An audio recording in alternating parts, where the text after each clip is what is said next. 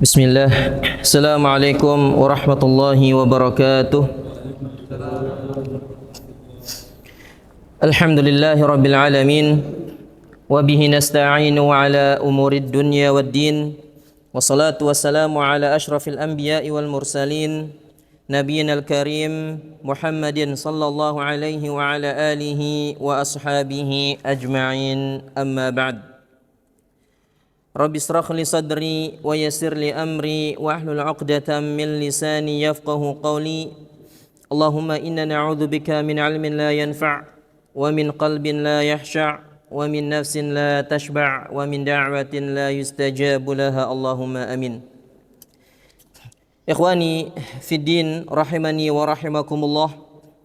Alhamdulillah, kita bersyukur kehadirat Allah tabaraka wa taala atas limpahan nikmat-nikmat yang Allah Subhanahu wa taala berikan kepada kita.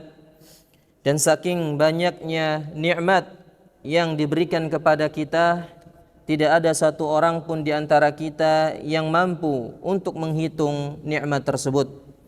Sebagaimana Allah tegaskan, wa in ta'uddu ni'matallahi la tuhsuha. Dan jika engkau menghitung nikmat-nikmat Allah Subhanahu wa taala, maka engkau tidak akan sanggup dan tidak akan mampu menghitungnya.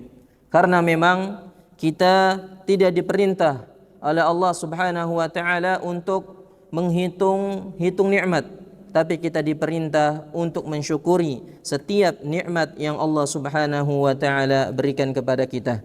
Dan di antara nikmat yang Allah Subhanahu wa taala hingga saat ini masih berikan kepada kita adalah nikmat duduk di majelis ilmu, dimudahkan duduk di majelis ilmu, yang mana ini adalah nikmat yang sangat agung yang Allah Subhanahu wa taala berikan kepada hamba-hambanya. Karena ketika seseorang duduk di majelis ilmu, memperdalam agamanya, maka insya Allah itu adalah sebab seseorang selamat dari keburukan, selamat dari perbuatan kesyirikan, selamat dari siksa api neraka. Dengan ilmu insya Allah bisa menyelamatkan itu semua. Dan ini juga tanda baik bagi kita semua yang masih duduk di majelis ilmu, bahwa Allah Subhanahu wa taala masih menginginkan kebaikan kepada kita. Ya, sering kita sampaikan hadis Nabi sallallahu alaihi wasallam, man yuridillahu bihi khairan yufaqihu fid din. Siapa yang Allah kehendaki kebaikan, maka akan difahamkan agama kepadanya. Dan seseorang tidak mungkin bisa memahami agama kecuali melalui proses belajar ilmu agama, kecuali duduk di majelis ilmu agama. Maka duduknya kita di majelis ilmu ini adalah tanda bahwa Allah Subhanahu wa taala sedang menginginkan kebaikan kepada kita. Sehingga pertahankan ini. Dan apabila kita sudah mulai menjauh dari majelis ilmu, ketahuilah itu pertanda bahwa Allah Subhanahu wa taala sudah tidak menginginkan kebaikan kepada kita, sehingga harus kita sadar dan kembali ke majelis ilmu. Maka mudah-mudahan Allah Subhanahu wa taala memberikan kemudahan bagi kita semua untuk bisa memahami dan mengamalkan ilmu yang akan kita pelajari. Ikhwani fiddin, a'azzani Allah wa iyyakum.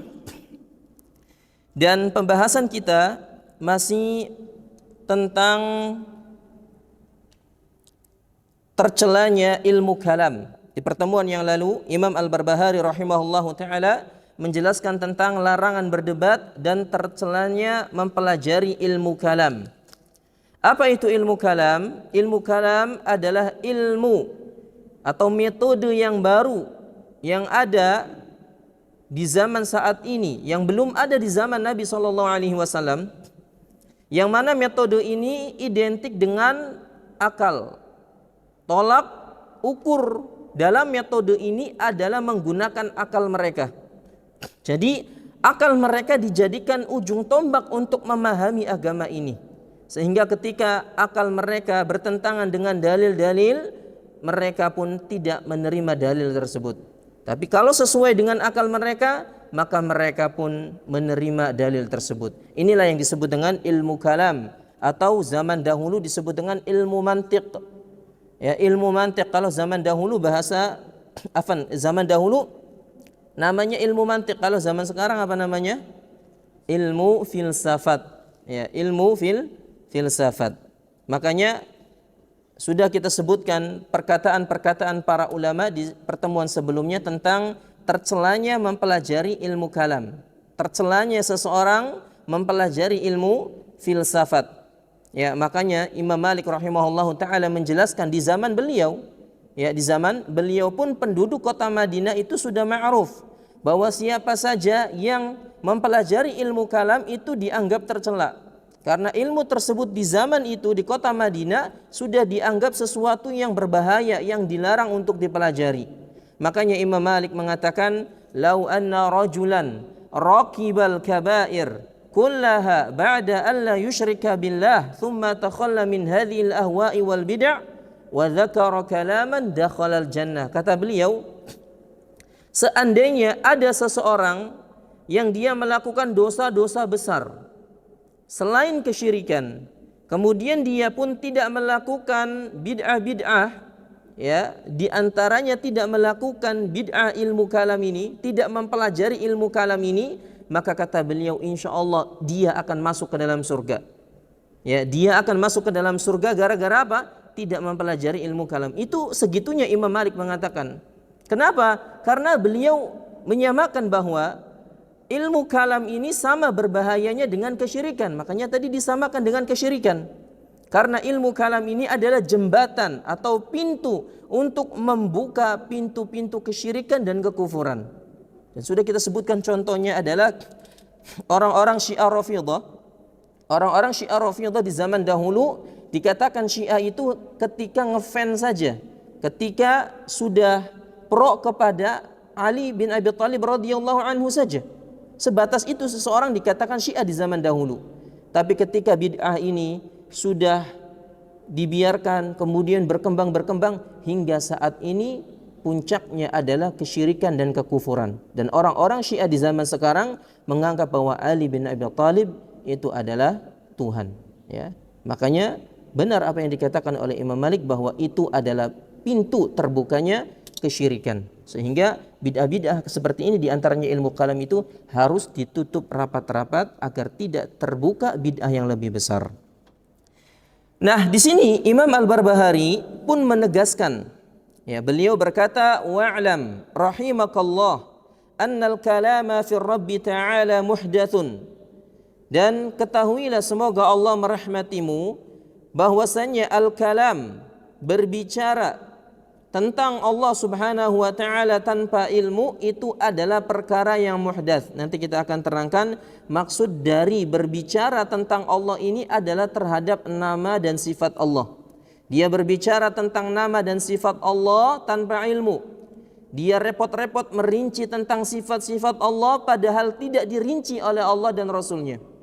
Maka kata beliau ini adalah perkara yang muhdats.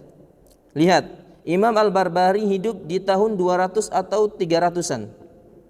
Beliau sudah menganggap di zaman beliau ini bahwa orang yang berbicara seperti itu dianggap sebagai sesuatu yang muhdats, yang diada-adakan dalam perkara agama. Menunjukkan bahwa para salafus saleh sebelumnya tidak pernah merinci terutama dalam nama dan sifat Allah yang tidak dirinci oleh Allah dan Rasulnya. Mereka mencukupkan dengan apa yang datang dari Allah dan Rasulnya tok. Misalnya, anak kasih gambaran ketika Allah menisbatkan dirinya punya tangan. Ya sudah, yang dipahami para salaf itu adalah Allah punya tangan. Sebatas itu, tidak merinci lebih detail. Sebagaimana ahlul bid'ah, mereka mengatakan bahwa tangan itu maksudnya adalah kekuatan. Ya, tafsiran seperti apa? Nah, ini yang disebutkan oleh beliau bahwa perkara ini adalah muhdats. Ya, menafsirkan sesuatu yang tidak ditafsirkan oleh Rasulullah SAW itu adalah perkara yang muhdats, wa huwa bid'atun wa dhalalatun. Dan itu termasuk perbuatan bid'ah dan kesesatan. Wala yutakallamu fir rabbi illa bima wasafa bihi nafsahu fil Qur'an. Kemudian kata beliau, dan Allah Subhanahu wa taala itu tidak diperbincangkan, ya, tidak dirinci sifat-sifatnya kecuali dengan apa yang disifati oleh Allah Subhanahu wa taala sendiri di dalam Al-Qur'an. Jadi ketika Allah menisbatkan dirinya misalnya punya sifat ini dan itu, maka kita harus mengatakan sesuai dengan apa yang dijelaskan oleh Allah Subhanahu wa taala. Wa ma bayyana Rasulullah sallallahu alaihi wasallam li ashabihi, dan apa-apa yang dijelaskan oleh Rasulullah sallallahu alaihi wasallam kepada para sahabatnya. Taib. Kita baca sedikit penjelasan dari Syekh Al-Fauzan hafizahullah taala ketika mengomentari annal kalama fi Rabbi taala muhdatsun, bahwa berbicara tentang Allah tanpa ilmu itu adalah perkara yang muhdats. Kata beliau, ai al-kalamu fi dzati Rabbi subhanahu wa ta'ala, yaitu berbicara tentang zat Allah subhanahu wa ta'ala. Tentang apa? Tentang zatnya. Wa fi asma'ihi wa sifatihi, dan terhadap nama dan sifat-sifatnya. Amrun muhdatsun, maka ini ya adalah perkara yang muhdats. Ahdatsahu ahlud dhalal alladzina la yusallimuna lin-nusus. Yang ini diada-adakan oleh orang-orang yang sesat yang mereka itu tidak mau menerima nas, tidak mau menerima nusus yang datang dari Al-Qur'an ataupun hadis Nabi sallallahu alaihi wasallam. Wa laisa 'indahum khasyatun lillahi azza wa jalla, dan orang semacam ini tidak punya rasa takut kepada Allah Subhanahu wa taala. Wa hum yatakallamuna fi dzatir rabb, makanya mereka berani berbicara tentang Allah Subhanahu wa taala tanpa ilmu. Mereka berbicara tentang sifat dan nama Allah Subhanahu wa taala, mereka mengingkarinya, bahkan mereka menafikan apa yang telah ditetapkan oleh Allah Subhanahu wa taala terhadap dirinya. Ya, seperti Mu'attilah, orang-orang yang mengingkari sifat Allah Subhanahu wa taala. Allah itu enggak punya sifat. Kalau enggak punya sifat, apa dong? Kan enggak ada sesuatu yang enggak punya sifat, ada enggak? Ada enggak sesuatu yang ada wujudnya dan wujud di antara sifat Allah Subhanahu wa taala? Ada. Tapi tidak memiliki sifat. Maka sama saja dengan tidak mengimani adanya Allah, kekufuran. Ini Mu'attilah, ataupun menafikan, ya, mengingkari sama sifat yang telah ditetapkan oleh Allah Subhanahu wa taala, ataupun mengingkari pula apa yang ditetapkan oleh Rasulullah sallallahu alaihi wasallam, wa ya'tuna min 'indihim bi ara, dan mereka pun datang dengan pendapat mereka sendiri. Ya, ini ya, mereka lebih mengedepankan pendapat-pendapat mereka daripada nas Al-Qur'an dan sunnah Nabi sallallahu alaihi wasallam. Lalu mereka berkata, hadhihi hiya shawab, inilah yang benar, pendapatku inilah yang benar, kata mereka. Yatakallamuna fi tafsirin nusus bi ghairi tafsiriha, mereka menafsirkan nas-nas tersebut ya di luar tafsiran yang benar. Nah, inilah yang disebut dengan al-mu'awwil atau al-munharif. Jadi firqah dalam masalah hal ini disebutkan oleh Syekh Al-Fauzan itu ada dua. Yang pertama adalah mu'awwilah, yaitu adalah orang-orang yang memalingkan sifat Allah Subhanahu wa taala kepada makna yang tidak benar. Seperti tadi kita contohkan bahwa Allah itu punya tangan, tapi dipalingkan kepada arti apa? Kekuatan. Sebenarnya letak kesalahan mereka itu ingin mensucikan Allah. Jadi sebenarnya tujuan mereka itu bagus, ingin mensucikan Allah. Sehingga kata mereka, sifat-sifat yang dimiliki oleh Allah namun dimiliki pula oleh makhluk itu harus ditiadakan, harus dipalingkan maknanya. Misalnya Allah punya tangan. Tangan kan sama seperti makhluk juga punya tangan. Akhirnya mereka jangan diartikan tangan yang sesungguhnya. Kenapa? Karena makhluk pun punya tangan. Enggak boleh kita menyamakan Allah dengan makhluknya punya tangan. Kata mereka sebenarnya benar, bagus.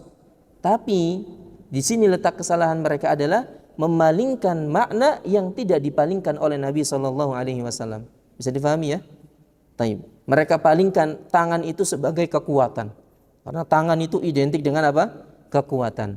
Pun sama ketika Allah menisbatkan Ar-Rahmanu 'alal 'arsy istawa. Allah itu beristiwa di atas arsy. Ya, berada tinggi di atas arsy. Ya, beristiwa makhluk juga bisa beristiwa kata mereka. Sehingga dipalingkan maknanya menjadi apa? Istaula, menguasai. Karena Allah di atas berarti maksudnya itu adalah menguasai. Nah, ini firqah yang disebut dengan Mu'awwilah atau kelompok yang memalingkan sifat Allah ke makna yang tidak benar. Pun juga sama dengan sifat mahabbah misalnya. Allah Subhanahu wa taala menetapkan dirinya di dalam Al-Qur'an memiliki sifat mahabbah seperti yang diterangkan di dalam surat Al-Baqarah ayat 222. Kata Allah, "Innallaha yuhibbut tawwabina wa yuhibbul mutatahhirin." Sesungguhnya Allah Subhanahu wa taala cinta kepada orang-orang yang suka bertaubat dan cinta pula kepada orang-orang yang suka menjaga kebersihan. Nah, di sini berarti Allah menetapkan dirinya itu punya sifat, iya apa tidak? Iya, berarti Allah punya sifat. Kan begitu? Allah punya sifat cinta. Tapi kata mereka, makhluk kan juga punya sifat cinta. Janganlah. Ya, sehingga mereka palingkan makna cinta itu apa? Iradatu thawab. Kata mereka, makna mahabbah itu ya maknanya adalah keinginan untuk memberikan pahala. Keinginan apa? Untuk memberikan pahala. Nah, ini ya sama seperti tadi. Ya, mentakwil atau mentakhrif, memalingkan makna kepada makna yang sesungguhnya. Padahal Ahlussunnah wal Jamaah sudah sering kita ulang-ulang bahwa di antara akidah Ahlussunnah wal Jamaah terkait tentang nama dan sifat Allah Subhanahu wa taala, pertama, menetapkan nama dan sifat Allah Subhanahu wa taala sesuai dengan apa yang Allah dan Rasulnya tetapkan. Ini yang pertama. Kalau Allah punya tangan, ya sudah tangan, gitu aja.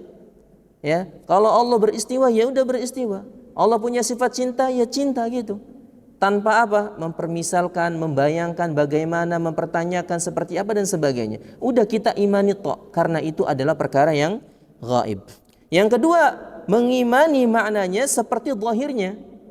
Ya, mengimani maknanya seperti zahirnya. Nah, kasih contoh ketika Allah Subhanahu wa taala menetapkan atau diterangkan oleh Nabi SAW bahwa Allah itu memiliki sifat tertawa.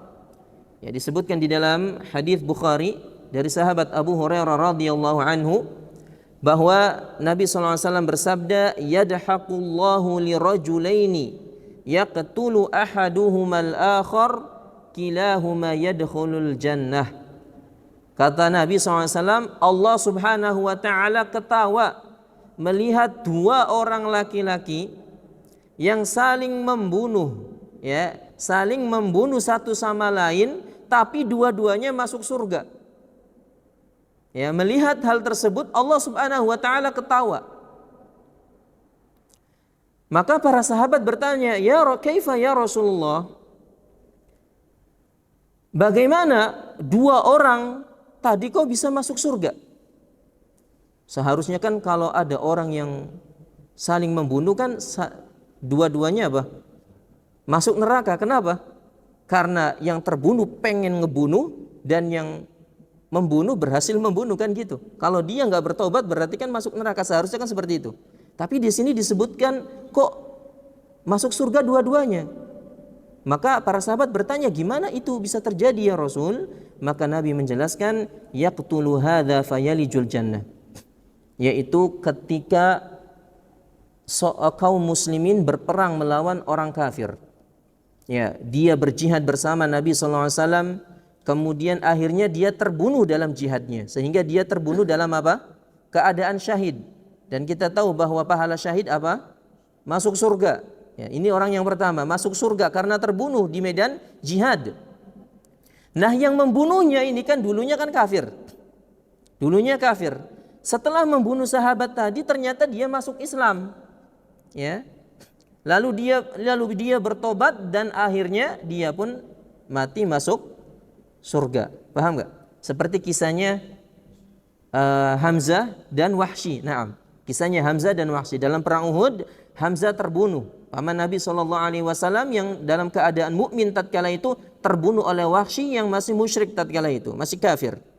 Kemudian setelah itu Wahsy dapat hidayah dan masuk Islam, bagus keislamannya, ya. Kemudian beliau pun mati dan masuk surga. Bahkan dikatakan, kata beliau, qataltu khairan nasi wa qataltu syarran nasi. Aku telah berhasil membunuh manusia terbaik di zaman jahiliyah ketika masih musyrik. Siapa itu? Hamzah. Dan aku pun telah berhasil, kata Wahsy, membunuh manusia yang paling buruk setelah keislaman, setelah masuk Islam. Siapa? Musailamah. Ya, jadi dia telah membunuh Hamzah dan Musailamah. Tapi intinya di situ itu Wahsy yang tatkala itu sudah masuk Islam pun meninggal dunia dan dia pun masuk surga. Sehingga di dalam hadis ini diterangkan ketika Allah melihat kejadian tersebut, Allah Subhanahu wa taala tertawa. Berarti di sini Allah Subhanahu wa taala menisbatkan dirinya apa? Memiliki sifat tertawa. Kemudian ketika mendengar hal tersebut, sahabat bertanya. Sahabat mengatakan, "Inna rabbana la yadhak." Ya Rasulullah, sesungguhnya Rabb kami itu tertawa. Qala na'am. Nabi mengatakan iya. Maka sahabat mengatakan, la na'dimu min rabbi yadhak khairan. Kata para sahabat, kalau begitu kami tidak khawatir akan kebaikan dari Rabb kita selama Rabb kita itu tertawa. Dalam riwayat lain diterangkan, ajaba rabbuna, Rabb kami terheran-heran min qunuti ibadihi, terhadap keputusasaan hambanya. Ya, Allah terheran-heran terhadap keputusasaan hambanya. Ini dalam riwayat lain. Wa qurbi ghairihi, padahal kemudahan sudah dekat kepadanya. Yang zuru ilaikum azillina qanitina fayadhallu yadhaq ya'lamu anna farajakum qaribun. Kemudian Allah Subhanahu wa taala melihat kepada kalian bahwasanya sebentar lagi akan datang kemudahan. Kemudian Allah Subhanahu wa taala pun tertawa. Allah Subhanahu wa taala pun tertawa, ya, karena mengetahui bahwa pertolongannya itu akan dekat, kok dia putus asa gitu. Jadi Allah Subhanahu wa taala melihat bahwa ini hamba bentar lagi mendapatkan pertolongan, tapi kok dia putus asa, makanya Allah ketawa. Nah, isi pendalilannya bahwa Allah Subhanahu wa taala menisbatkan dirinya apa? Memiliki sifat tertawa. Dan yang dipahami oleh para sahabat tadi, ya ketawa ya ketawa gitu. Makanya mereka mengatakan bahwasanya kalau begitu kami nggak bakal khawatir lagi dengan kebaikan Rabb kami selama Allah itu tertawa. Berarti ya selama Allah tertawa mereka nggak khawatir tentang kebaikan dari Allah Subhanahu wa taala. Berarti apa yang difahami oleh para sahabat ini? Ya ketawa sesuai dengan maknanya kan? Ya, sesuai dengan maknanya. Meskipun juga ya tadi tidak boleh kita membayangkan bagaimana si Allah tertawa, ya karena tidak mungkin sama tertawanya Allah itu dengan tertawanya makhluk. Nah, ini sikap kita terkait tentang nama dan sifat Allah Subhanahu wa taala. Nah, ini yang tadi firqah yang pertama adalah muawwil, ya, yang memalingkan makna sifat kepada makna yang tidak benar. Nah, ada firqah yang kedua, yaitu adalah mufawwid atau mufawwidah, firqah mufawwidah, di mana mereka mengatakan bahwasanya ma nafhamuha, ketika dihadapkan sifat Allah Subhanahu wa taala kepada mereka, mereka mengatakan kami enggak faham maknanya. Nufawwiduha ilallah, tapi kami kembalikan makna sifat tersebut kepada Allah Subhanahu wa taala. Ya, kepada Allah Subhanahu wa taala. Makanya ada bait yang mereka jadikan sebagai hujjah, sebagai dalil. Kata mereka, kullu nafsin awhama tashbiha awilhu aw fawwid au fawwidhu warum tanziha. Kata mereka, setiap ada nas yang seolah-olah menggambarkan penyerupaan Allah dengan makhluknya, maka segera palingkan maknanya kepada makna yang lain, atau fawwid, kembalikan maknanya kepada Allah Subhanahu wa taala. Ya, bisa dipahami ya? Jadi mufawwid ini misalnya tadi Allah punya tangan tadi. Udah, kita enggak tahu artinya. Tapi kita serahkan maknanya kembali kepada Allah Subhanahu wa taala dalam rangka mensucikan Allah, kata mereka. Padahal ini adalah firqah yang lebih batil daripada firqah sebelumnya. Jadi mufawwid ini firqah yang lebih batil daripada firqah sebelumnya. Kenapa? Karena ketika memahami bahwa sifat Allah itu dikembalikan maknanya kepada Allah, berarti hanya Allah yang tahu artinya. Manusia itu enggak tahu artinya, iya apa tidak? Maka sama saja Allah Subhanahu wa taala menurunkan Al-Qur'an itu enggak ada gunanya. Kenapa? Karena yang tahu hanya Allah artinya, kan gitu. Ya, dan ini bertolak belakang dengan apa yang disampaikan oleh Allah Subhanahu wa taala di dalam Al-Qur'an. Seperti di dalam surat Yusuf ayat yang kedua, Allah Subhanahu wa taala berfirman, "Inna anzalnahu Qur'anan Arabiyyan la'allakum ta'qilun." Kata Allah Subhanahu wa taala, sesungguhnya kami turunkan Al-Qur'an dalam bahasa Arab. Tujuannya apa? Agar kalian bisa memahaminya. Dalam ayat lain, "Inna ja'alnahu Qur'anan Arabiyyan la'allakum ta'qilun." Sesungguhnya kami menjadikan Al-Qur'an itu dalam bahasa Arab agar kalian bisa memahaminya. Berarti Al-Qur'an itu bisa difahami apa enggak? Ya bisa difahami. Ya, termasuk juga ketika Allah menyebutkan di dalam Al-Qur'an tentang sifat-sifat terhadap dirinya, berarti maknanya bisa difahami. Bisa difahami. Makanya tadi para sahabat pun memahami sifat ketawa itu ya ketawa. Makanya udah, selama Allah itu tertawa, kita enggak bakal khawatir dengan kebaikan yang datang dari Allah Subhanahu wa taala. Udah, berarti akan turun rahmat ketika Allah itu tertawa dan sebagainya. Itu yang difahami oleh para sahabat, memahami sesuai dengan konteks dohirnya. Ya. Tapi demikianlah para ikhwah azani Allah wa iyyakum, ketika Allah Subhanahu wa taala menyesatkan seorang hamba, maka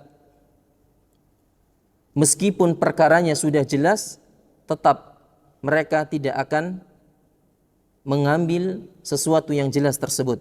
Sebagaimana Allah Subhanahu wa taala berfirman, "Afaman zuyyina lahu su'u 'amalihi fara'ahu hasanah, fa innallaha yudhillu man yasha'u wa yahdi man yasha'." Kata Allah, maka apakah pantas orang-orang yang dijadikan terasa indah perbuatan buruknya? Jadi hakikatnya mereka melakukan perbuatan buruk tapi dianggap sebagai sebuah kebaikan.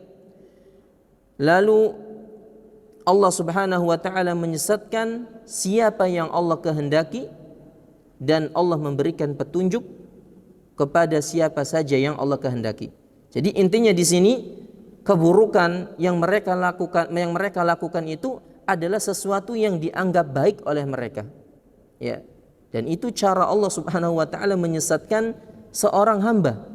Ya, dianggap baik itu perbuatan, padahal itu adalah perbuatan buruk. Taib. Kemudian ikhwani fi din azani Allah wa iyyakum, kata Syekh Al-Fauzan di sini, fal wajibu at-taslimu lima fil Qur'ani wa sunnati min asma'illahi wa sifatih. Maka yang wajib kita lakukan adalah menerima setiap yang datang dari Al-Qur'an ataupun sunnah Nabi sallallahu alaihi wasallam terkait tentang nama dan sifat Allah Subhanahu wa taala. Ala muradillahi wa rasulih. Kita menerimanya sesuai dengan maksud dari Allah Subhanahu wa taala dan Rasulnya. Ya tadi Allah dan Rasulnya menisbatkan sifat-sifat Allah itu ya sesuai dengan zahirnya saja, maka kita pun mengikuti demikian. Li'anna Allah a'lamu bi nafsihi subhanahu wa ta'ala, karena Allah Subhanahu wa ta'ala lebih mengetahui sesuatu tentang dirinya. Ya, kita tentu tidak mungkin lebih tahu dari Allah Subhanahu wa taala daripada Allah Subhanahu wa taala. Tentu Allah yang lebih tahu. Wa a'lamu bi ghairihi, pun juga Allah Subhanahu wa taala lebih mengetahui tentang makhluk-makhluknya. Wa a'lamul khalqi billah huwa Rasulullah SAW, dan manusia yang paling tahu tentang Allah Subhanahu wa taala adalah Rasulullah sallallahu alaihi wasallam. Adapun kami, kata beliau, fa'ilmuna qasir, pemahaman kita tentang Allah Subhanahu wa taala itu terbatas. Nahnu la na'lam katsiran mimma fi anfusina tafasil. Kata beliau, jangankan Allah Subhanahu wa taala, kita terhadap diri kita saja kita tidak tahu tentang diri kita secara rinci. Ya, tentang bagaimana urat-urat kita yang ada di dalam tubuh kita letaknya di mana saja, kemudian saraf-saraf kita itu ada berapa, itu tahu nggak kita? Padahal itu diri kita saja, pengetahuan kita tentang diri kita itu terbatas, apalagi tentang Allah Subhanahu wa taala. Ya, tapi Allah Subhanahu wa taala Maha tahu tentang dirinya. Ya, misalnya juga kata beliau, hal ta'rifur ruha ma hiya? Apakah engkau tahu ruh itu bagaimana bentuknya? Apakah engkau tahu bagaimana bentuknya akal? Ya, akal yang kita sering gunakan ini bagaimana bentuknya, seperti apa? Tahu enggak? Enggak tahu kan? Ya. Itu menunjukkan bahwa diri kita itu terbatas, ya. Diri kita itu terbatas. Idza kunta la ta'rifu syai'an min jismika wala min nafsika fa kaifa tatakallam fi dzatillah? Kalau engkau tidak tahu tentang dirimu sendiri, kemudian bagaimana mungkin engkau bisa berbicara tentang diri Allah Subhanahu wa taala, tentang zat Allah Subhanahu wa taala? Ya. Makanya Allah Subhanahu wa taala mengatakan, ya'lamu ma baina aydihim wa ma khalfahum wa la yuhituna bihi ilma.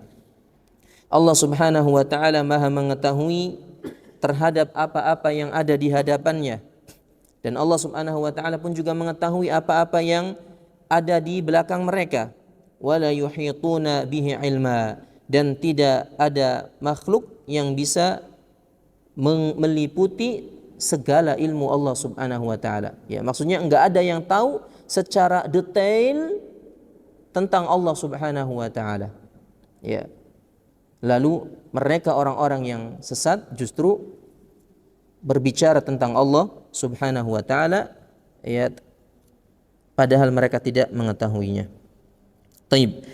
Kemudian kata Imam Al-Barbahari, wa ma bayyana Rasulullah sallallahu alaihi wasallam li ashabi. Ya, jadi sikap kita tadi terhadap sifat Allah itu adalah menetapkan apa yang ditetapkan oleh Allah dan menetapkan apa yang telah dijelaskan oleh Rasulullah sallallahu alaihi wasallam kepada para sahabatnya. Dan ini lihat, apa yang disampaikan Nabi SAW kepada para sahabatnya ini adalah sesuatu yang maksum, adalah sesuatu yang maksum.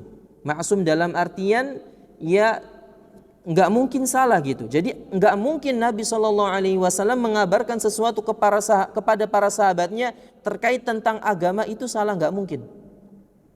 Makanya salah satu kisah yang menjadi bukti akan hal tersebut adalah kisah tentang Adi bin Hatim rahimahullah radhiyallahu anhu. Ketika beliau mendengar sebuah ayat dari Nabi SAW, kulu washrabu hatta yatabayyana lakumul khaytul abyadu minal khaytil aswadi minal fajr. Makan dan minumlah, kata Allah Subhanahu wa taala, kalian sampai terlihat benang putih, ya, sampai terlihat jelas benang putih dari benang hitam. Ketika Nabi mengatakan demikian, yang difahami oleh Adi bin Hatim ini adalah benang. Sehingga Adi bin Hatim radhiyallahu anhu pun mengambil dua benang dari iqalnya, dari sorbannya, ada benang putih dan benang hitam, kemudian ditaruh di bawah bantalnya. Kemudian di malam hari dia makan. Ya, setelah makan dilihat benangnya, kok enggak jelas-jelas ini benang putih dari benang hitam. Ya, setelah itu sampai akhirnya datang waktu fajar. Maka Adi bin Hatim pun menceritakan hal tersebut, ya Rasulullah, tadi malam saya sudah menaruh benang hitam dan benang putih di bawah bantal saya, tapi saya sudah bolak-balik bantal saya, kok enggak berubah-berubah warna benangnya. maka ketika itu juga Allah Subhanahu wa taala menurunkan satu kalimat dan masih dalam satu ayat minal fajri. Jadi sampai terlihat benang putih dari benang hitam dari waktu fajar. Jadi maksudnya benang hitam itu adalah waktu malam, benang putih itu adalah waktu siang. Itulah batas akhir makan sahur adalah ketika terlihat waktu fajar. Sampai terlihat benang putih dari benang hitam. Paham gak maksudnya? Jadi di sini dilihat Allah Subhanahu wa taala meluruskan apa yang difahami oleh sahabat tadi Adi bin Hatim. Ketika Nabi mengatakan tadi, makan dan minumlah sampai terlihat jelas benang putih dari benang hitam, difahami oleh para sahabat salah. Akhirnya Allah turunkan minal fajri, sehingga menyempurnakan ayat tadi. Oh, berarti maknanya seperti itu. Sudah jelas bahwa yang dimaksud adalah waktu fajar. Taib.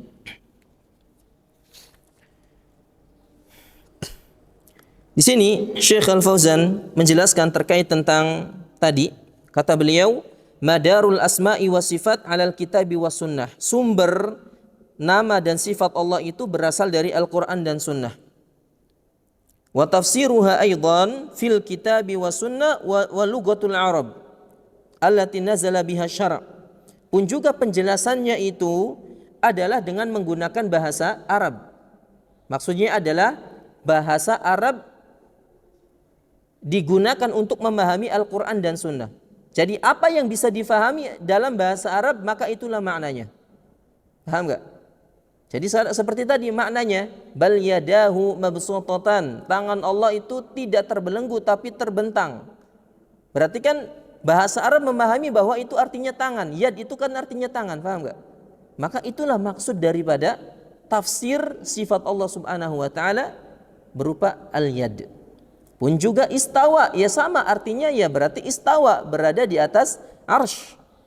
Berada di atas arsy. Makanya kan sudah pernah kita sebutkan terkait tentang makna istiwa. Itu disebutkan di dalam Al-Qur'an, disebutkan di dalam surat Az-Zukhruf ayat 13. Allah Azza wa Jalla berfirman, listastawu ala zuhurihi thumma tadhkuru ni'mata rabbikum idza stawaitum 'alaihi wa taqulu subhanalladzi sakhkhara lana hadza wa ma kunna lahu muqrinin. Jadi makna istiwa dalam bahasa Arab itu diterangkan di dalam ayat lain, ya litastawu 'ala zuhurihi, agar kalian duduk di atas. Jadi istawa itu berada di atas. Ya, duduk atau berada di atas, itu makna istiwa. Kemudian jadi ayat ini menjelaskan tentang apabila engkau sudah berada di atas kendaraan, maka tadhkuru ni'matallah, sebutlah nikmat-nikmat Rabb kalian. Kemudian perintah untuk membaca subhanalladzi sakhkhara lana hadza wa ma kunna lahu muqrinin. Ini doa naik kendaraan. Taib. Kemudian di dalam ayat lain surat Al-Mu'minun ayat yang ke-28, idza stawaita anta, ketika Allah Subhanahu wa taala mengisahkan tentang kisah Nabi Musa alaihi salam, kata Allah idza stawaita anta wa man ma'aka. Di sini Allah menyebutkan istawa. Apabila engkau dan orang-orang yang bersamamu sudah berada di atas kapal, berarti istawa itu apa artinya? Berada di atas. Berada di atas apa? Ya tergantung apa kalimat setelahnya. Kalau di sini berada di atas kapal, ya berarti dia di atas kapal. Kalau berada di atas kendaraan, berarti berada di atas kendaraan. Kalau Ar-Rahmanu 'alal 'arsy istawa, berarti Allah beristiwa, berada di atas arsy. Berarti inilah tafsiran yang benar terkait tentang makna istiwa. Adalah sesuai dengan konteks bahasa Arabnya. Bisa dipahami ya? Jadi memahaminya sesuai dengan bahasa Arab. Ini yang dimaksud oleh Syekh Al-Fauzan hafizahullahu ta'ala. Wala nadhhab bimantik Aristo au Aflato au fulan au alan. Ya, itu yang harus kita lakukan, dan jangan kita mengambil pendapatnya Aristoteles, kemudian jangan pula mengambil pendapatnya Plato, ya, ataupun fulan ataupun alan, ya, yang mereka itu notabene adalah orang-orang yang mempelajari ilmu kalam. Itu semuanya adalah pembawa ilmu-ilmu filsafat. Maka jangan kita berpegang kepada pendapat-pendapat mereka. Hadza min tajanni syari'atillah wa min istibdalil wahyi bil mantiq atau ilmi kalam. Dan ini adalah bentuk kesesatan terhadap syariat Allah, dan termasuk bentuk meninggalkan wahyu adalah dengan mengambil ilmu kalam. Wa madza janna ilmu kalam wal jidalu ala haula'i minadh dhalal. Lalu kata beliau, apa yang didapat apabila mengikuti mereka orang-orang yang sesat? Apa sih manfaat dan hasil apabila kita menggunakan ilmu kalam, yang mempelajari ilmu filsafat? Apa manfaatnya kata beliau? Walam yasilu ila natijah. Kata beliau, enggak ada hasilnya. Orang-orang yang mempelajari ilmu filsafat mutar-mutar ke sana ke sini, ujung-ujungnya enggak ada hasilnya. Makanya subhanallah, para imam mutakallimin, orang-orang yang sudah sampai pada derajat imam dari kalangan mereka, orang-orang yang belajar ilmu filsafat dan sudah level tingkat tinggi, ujung-ujungnya menemukan enggak ada hasil yang mereka pelajari, sehingga mereka pun rujuk kepada akidah Ahlussunnah wal Jamaah. Di antaranya dikisahkan adalah Ar-Razi. Ya, Ar-Razi ini adalah orang yang menghabiskan umurnya untuk belajar ilmu kalam, ke sana ke sini belajar ilmu kalam. Tapi apa yang terjadi? Enggak ada hasilnya. Ujung-ujungnya apa sih? Enggak ada. Sehingga ia pun rujuk dan menyesalinya. Makanya ada sebuah syair yang dilantunkan oleh mereka orang-orang yang menyesal karena telah mempelajari ilmu kalam. Mereka mengatakan, nihayatu iqdamil uquli iqalu wa aghlabu sa'il alamina dhalalu. Kata mereka, nihayatu iqdamil uquli, akhir dari mengedepankan akal itu justru iqal, justru mendapatkan keterkekangan. Jadi kata mereka, tadi kita katakan bahwa ilmu kalam itu adalah orang yang bertolak ukur menggunakan akal. Jadi tolak ukurnya itu adalah akal.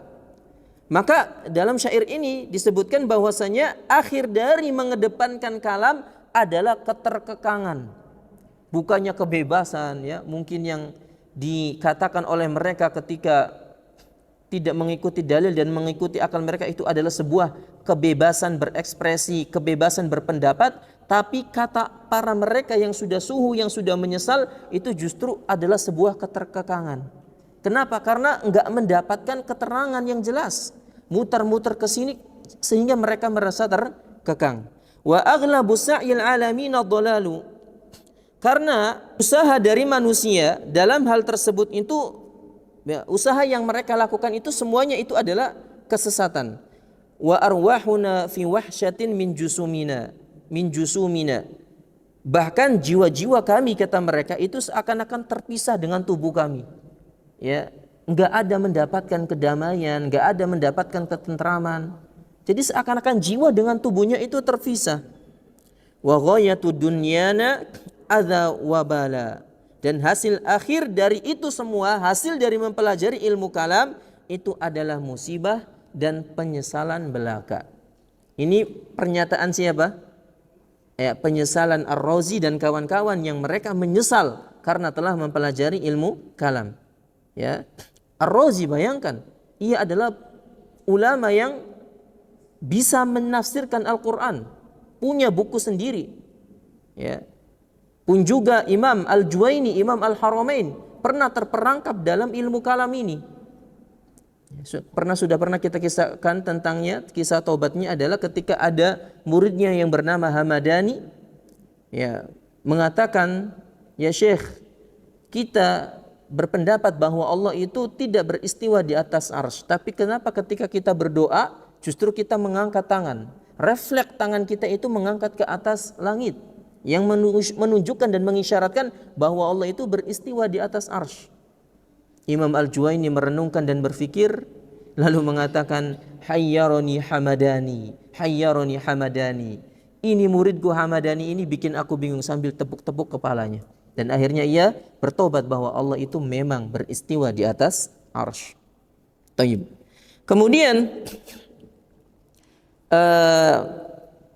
bait selanjutnya, walam nastafid min bahthina tula umrina. Kata mereka juga masih berlanjut, dan tidaklah kami mendapatkan pencarian, ya, dan tidaklah kami menghabiskan umur kami untuk mencari sesuatu yang enggak ada manfaatnya, enggak ada manfaat untuk kami.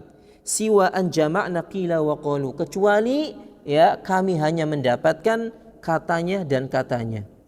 Ya, kata Plato, kata Aristo, kata apa lagi? Ya, kata orang-orang filsafat Yunan dan sebagainya. Dapatnya katanya saja. Enggak dapat sesuatu yang benar. Nah, taib. Kemudian kata Syekh Al-Fauzan, faqad saru fi syakki wa raib, dan ujung-ujungnya mereka pun ragu, ya sudah capek-capek belajar ilmu filsafat enggak ada hasilnya, dan akhirnya mereka pun bingung terhadap syariat agama ini, ya. Dan disebutkan juga penyesalan dari ulama yang bernama As-Sihrisistan, ya, kunyahnya itu adalah Abul Fath Muhammad bin Abdul Karim bin Ahmad As-Sahristani, ya. Dulunya beliau ini adalah syekh mutakallimin, ulamanya orang-orang filsafat, As-Sihristan, ya. Beliau akhirnya rujuk, ya tadi masalahnya ujung-ujungnya apa yang mereka lakukan ini enggak ada hasilnya, sehingga mereka pun rujuk kepada akidah Ahlussunnah wal Jamaah. Lalu dia mengatakan, la umri laqad tuftul ma'ahida kullaha, sungguh sepanjang umurku aku gunakan untuk memutari tempat-tempat filsafat. Wasayyartu tarfi baina tilkal ma'alim, dan aku sudah mendatangi tempat-tempat ilmu filsafat, semua pondok, bahasa kitanya sekarang, semua pondok-pondok yang diajari ilmu filsafat itu sudah aku datangi, kata beliau. Falam ara illa wadi'an kaffa ha'irin ala dhaqani au qari'an sinna nadimi. Setelah aku pergi mondok ke sini, ke sana, ke situ, ya, didatangi semua tempat-tempat yang ada ilmu filsafat, beliau berkata, aku enggak mendapatkan, ya, kecuali seperti orang yang meletakkan tangannya di atas dagunya, seperti ini. Jadi setelah muter-muter, ya, saya enggak mendapati kecuali seperti, ya, mendapati keadaan seperti orang yang kayak gini, meletakkan tangannya di atas dagunya. Apa?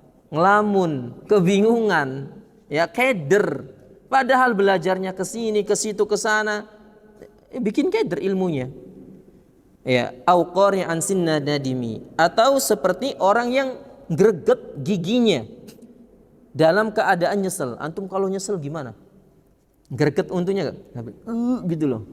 Ya, saking nyeselnya. Ini gambaran dari beliau bahwa orang-orang yang mempelajari itu ujung-ujungnya nyesel, ya. Sampai digambarkan seperti tadi, orang yang ngelamun, ya, dan orang yang menggigit giginya dalam keadaan menyesal. Kemudian di sini disebutkan tentang kisah tobatnya Imam Ar-Razi, sahibut tafsir. Kata beliau, laqad ta'ammaltu turuqa kalamiyah. Aku sudah mendalami jalannya orang-orang ahlul kalam, kata beliau. Wal manahija falsafiyah, dan aku pun sudah mendalami manhajnya orang-orang filsafat. Fama ra'aituha tashfi alilan, kata Imam Ar-Razi, dan aku tidak melihatnya kecuali seperti kerongkongan yang enggak basah, masih garing. Ibaratnya kalau orang nyari minum, dapat minum itu harusnya hilang, enggak ada haganya, hilang kan? Nah, ini orang yang belajar agama dengan ilmu filsafat ini kan seharusnya dia setelah belajar agama kan kenyang. Tapi kata beliau, kosong ini, tambah ngorong, berarti ilmu yang didapat ini benar apa enggak? Enggak benar. Makanya diibaratkan kata beliau itu seperti orang yang ngorong, udah haus pengen minum, diminumi ilmu-ilmu filsafat, akhirnya tambah ngorong, ya. Wala tarwi ghalilan, dan enggak bisa bikin kenyang, Wa ra'aitu aqraba turuqi tariqatal Qur'an, dan aku merenung akhirnya, kok perasaanku seperti ini, kata Ar-Razi. Dan akhirnya aku dapati bahwa jalan yang mendekati kebenaran adalah jalan yang ada pada Al-Qur'an. Aku membaca firman Allah Subhanahu wa taala, Ar-Rahmanu 'alal 'arsy istawa. Ini kisah tobatnya apa? Ar-Razi. Aku membaca di dalam surat Toha ayat yang kelima bahwa Allah menjelaskan beristimewa di atas arsy. Dan aku juga membaca di dalam surat Fatir ayat yang ke-10, ilaihi yas'adu kalimut thayyib. Ilaihi yas'adul kalimut thayyib. Dan kalimat-kalimat yang baik itu naik ke atas.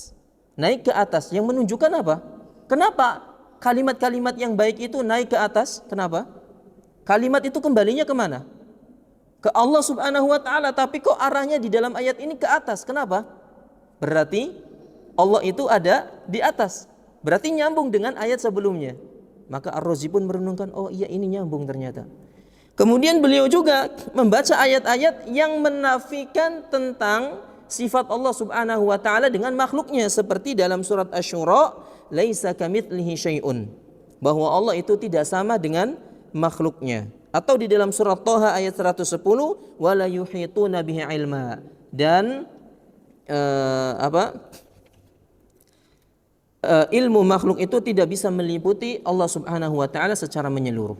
Sehingga kalau kita fahami gabungan-gabungan dari ayat tadi, Allah berada di atas arsy. Kalimat-kalimat pun kembali ke atas, berarti menunjukkan Allah ada di atas.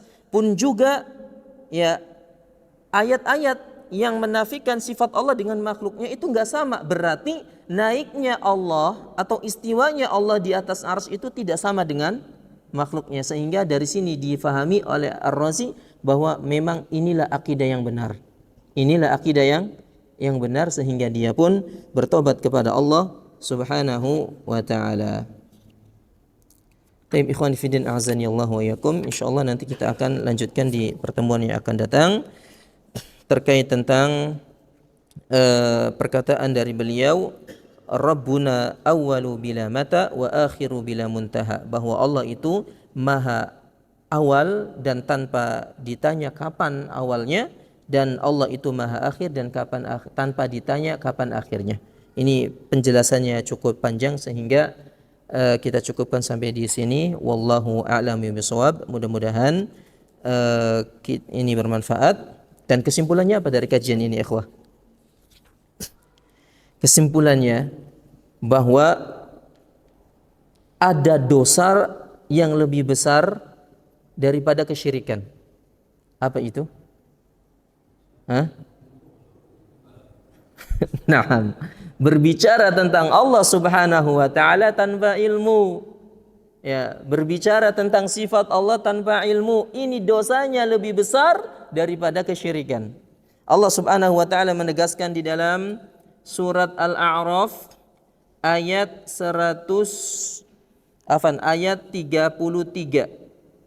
Ya, ayat 33. Kata Allah, "Qul innama harrama rabbiyal fawahisha ma dhahara minha wa ma batan wal itsma wal baghya bighairil haqq wa an tusyriku billahi ma lam yunazzil bihi sultana wa an taqulu 'ala Allahi ma la ta'lamun." Kata Allah, sesungguhnya, katakanlah wahai Muhammad, sesungguhnya Rabbku mengharamkan fawahish, perbuatan-perbuatan keji seperti zina, pelecehan dan yang lainnya, baik yang nampak ataupun yang tidak nampak. Ini urutan yang pertama. Jadi di dalam ayat ini Allah mengurut urutan dosa dari yang rendah sampai yang tinggi. Ini yang pertama, dosa yang paling keji. Dosa yang keji. Kemudian wal itsma wal baghya bighairil haqq. Kemudian dosa setelah itunya adalah dosa dan merampok, ya, seperti menghilangkan nyawa, berarti membunuh tanpa hak. Ini lebih besar dosanya daripada berzina. Makanya ada orang yang salah faham ketika membacakan ayat al-fitnatu asyaddu minal qatl, bahwa fitnah itu lebih kejam daripada pembunuhan. Ya, mereka memahami bahwa fitnah itu yang difahami oleh kita sekarang, ya. Fitnah mengabarkan seseorang yang tidak benar, difitnah intinya. Kata mereka, ente jangan fitnah, fitnah itu lebih kejam daripada pembunuhan. Padahal makna fitnah di situ apa? Asyirik. Ya, asyirik. Maka ketahuilah bahwa perbuatan keji, ya, itu tidak lebih besar dosanya daripada membunuh. Jadi membunuh itu dosanya lebih besar daripada berzina. Setelah itu antusyriku billahi ma lam yunazil bihi sultana, dosa kesyirikan. Berarti dosa kesyirikan itu lebih besar daripada membunuh, lebih besar daripada berzina. Setelah itu wa an taqulu 'ala Allahi ma la ta'lamun. Dosa yang paling tinggi adalah engkau berbicara tentang Allah Subhanahu wa taala, tentang nama dan sifat-sifatnya padahal engkau tidak mengetahuinya. Makanya firqah dikatakan oleh Syekhul Islam bahwa syarrul firqati dhalah itu adalah al-mufawwidah. Kelompok yang paling sesat di antara kelompok-kelompok yang sesat dalam masalah bab asma wa sifat itu adalah al-mufawwid, orang-orang yang mengembalikan makna sifat Allah kepada Allah. Karena konsekuensinya tadi Al-Quran itu nggak bisa dipahami. Taib. Nah, jadi itu kesimpulannya dari apa yang kita terangkan, bahwa berhati-hatilah berbicara tentang Allah Subhanahu wa taala, tentang nama-nama dan sifat Allah Subhanahu wa taala. Ingat, sudah kita katakan bahwa sikap kita Ahlussunnah wal Jamaah terkait tentang nama dan sifat Allah itu, pertama tadi menetapkan sesuai dengan apa yang ditetapkan oleh Allah dan Rasulnya, dan yang kedua adalah mengimani maknanya sesuai dengan zahirnya, Taib, wallahu a'lam bishawab. Subhanakallahumma wa bihamdika asyhadu an la ilaha illa anta astaghfirullah wa atubu ilaik. Assalamualaikum warahmatullahi wabarakatuh.